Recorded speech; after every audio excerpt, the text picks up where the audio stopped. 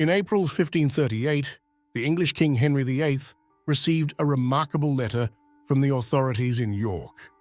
A widow named Mabel Brigge had been executed for attempting to kill the monarch and Thomas Howard, Duke of Norfolk, by means of magic. Yet the local authorities remained uncertain about how to deal with an accomplice, Isabel Buck, who had also been convicted. The king then made a completely unexpected decision, but we will return to that at the end of this video. Welcome back to Lemmy History. This video is my contribution to the Halloween season. Witches, murder, and magic, combined with Tudor history, strike me as the ideal mixture. At the same time, the 31st of October is also the anniversary of Martin Luther's posting of his theses. That act came to mark the beginning of the Reformation. As we know, the Reformation eventually reached England because Henry had a weakness for Anne Boleyn and, more importantly, for sons. Not long before the events that are the subject of this video, the so-called Pilgrimage of Grace had unfolded. One of the focal points of that Catholic rebellion against Henry lay precisely in this region. Isabel Buck's husband William was among the men who had risen against the king, but was later able to return home.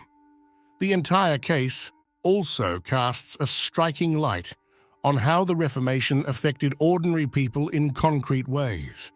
They did not merely wish to keep their faith, they fought to preserve it by every means available to them. Brigge is said to have undertaken a so-called Black Fast, also known as St. Trinian's Fast. This meant strict abstinence from food over several days. The aim of this ritual was nothing less than the death of the king and the duke, a fact revealed by her employer, John Lockhar. According to his account, he and his wife, Agnes Lockhar, discovered that the 32-year-old widow had fasted from Friday to Sunday, taking only water and a little bread after nightfall. When questioned by the Lockhars, Mabel Brigge explained that she was fasting out of charity.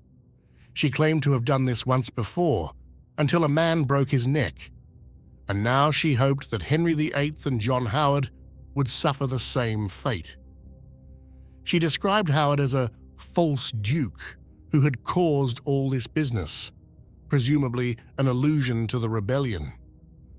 Another of Brigge's employers also testified that she sought to achieve a magical purpose through fasting. His name was William Fisher of Welwick.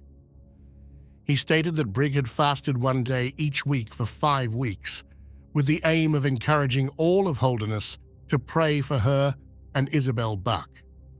Fisher further testified that on the 25th of September 1537, he had spoken with John Lockhar about the servant's fasting practices and had urged him to report the magical murder attempt to the authorities. The Lockhars eventually turned to Ralph Bell, the vicar of the small town of Hometon.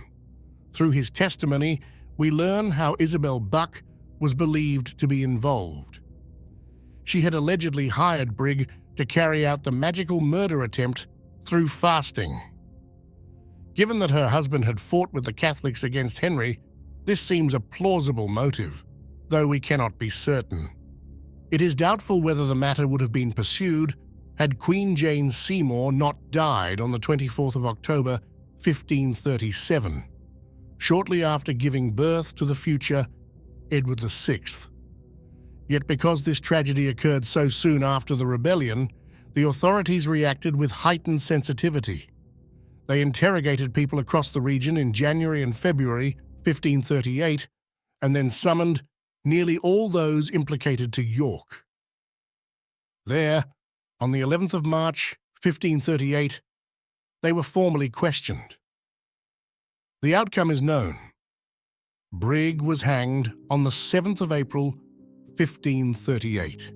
The interrogations in York allow us to reconstruct the case to a considerable degree, but they raise more questions than they answer.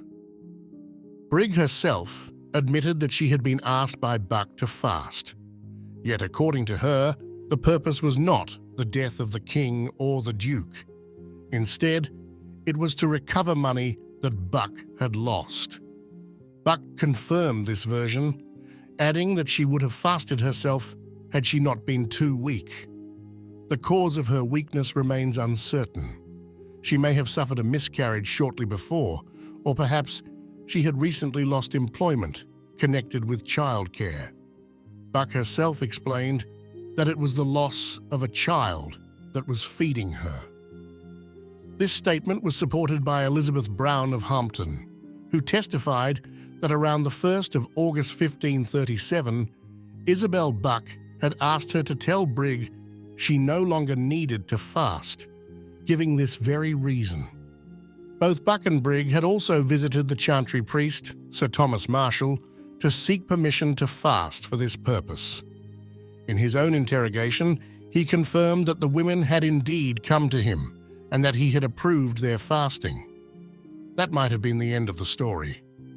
But there was also a dispute between the Lockhars and the Bucks, specifically over a loan for the purchase of cows. The Lockhars are said to have suggested that Brigge had been commissioned by Isabel Buck with darker intentions.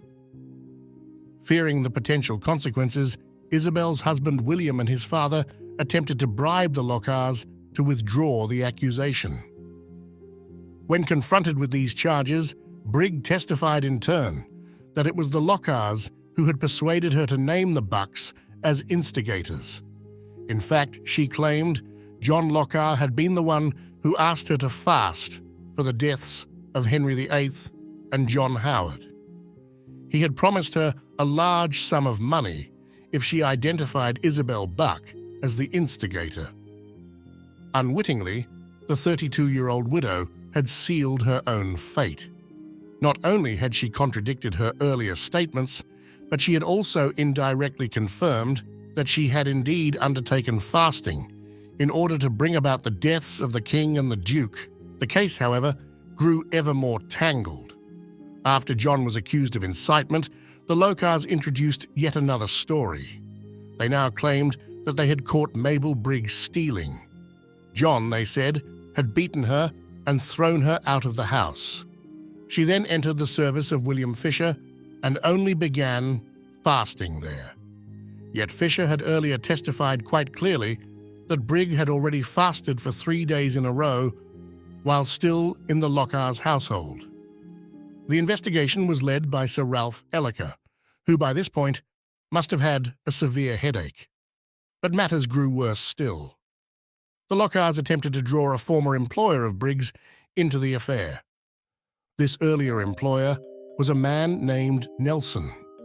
According to the Lockhars, he had sent the widow, together with her 2 children, to them.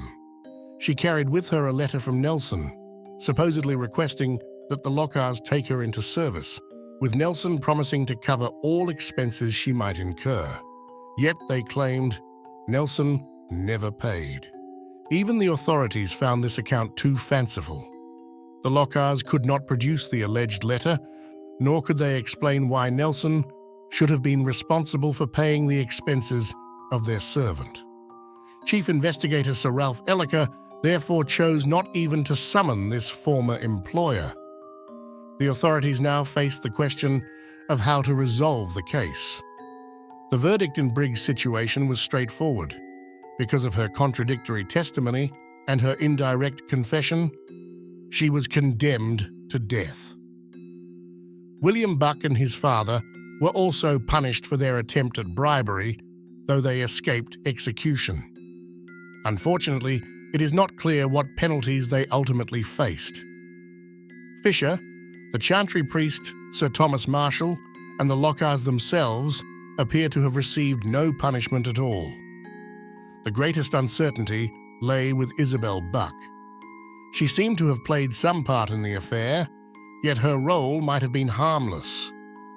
The authorities therefore referred her case directly to the king, asking him for instructions. While they awaited the king's response, something remarkable occurred in the nearby village of Kirkby Moor Side shortly after Brigge's execution. A rumor spread that the king himself had died. Thomas Cromwell's spies overheard a conversation in the village church claiming that this was the answer to Brigge's prayers and fasting. All of Holderness, they said, was indebted to her. The king had unjustly sent so many people to their deaths, now he was receiving his due punishment. It would be even better, they added, if Cromwell were to die as well. One of Cromwell's agents even tried to save the two men he had overheard. He warned them that people had been executed for far less. The men insisted they had meant every word, which sealed their fate. Not long afterward, the king's instructions regarding Isabel Buck arrived. In a move entirely uncharacteristic of Henry VIII, he released her. He did not grant a pardon, for she had not been convicted. Rather, he simply ordered that she be allowed to go free.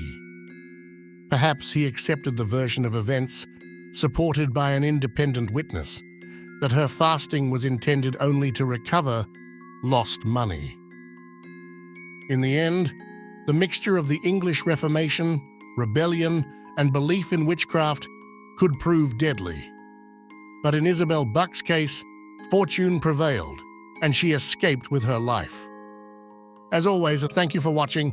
Please like and subscribe to support the channel.